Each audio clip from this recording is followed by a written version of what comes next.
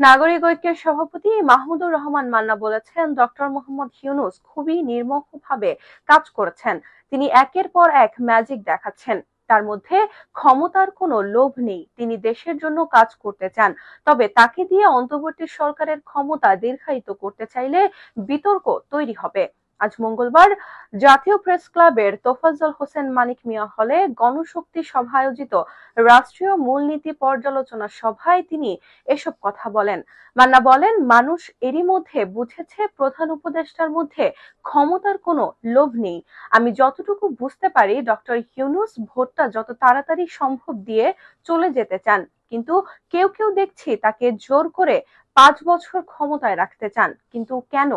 তিনি ভালো কাজ করছেন তাই যদি মনে করেন তাকে দেশের কল্যাণে রাখতে হবে, তাহলে বিকল্প কিছু চিন্তা করেন। কেন তাকে দিয়ে ক্ষমতা দীর্ঘায়িত করে বিতর্কিত করতে হবে?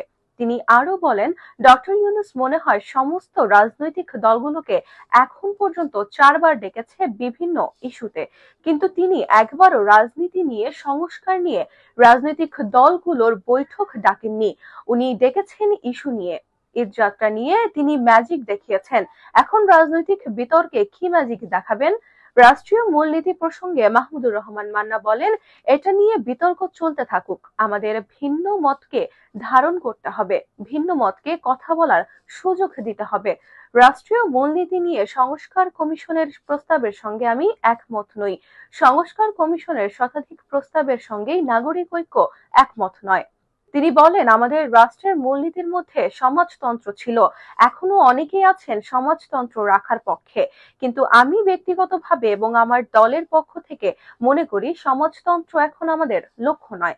রাশিয়া এবং পুরো পূর্ব ইউরোপে সমাজতন্ত্রের ধস নামার পরে সমাজতন্ত্র মূলনীতি হওয়ার কোনো কারণ নেই।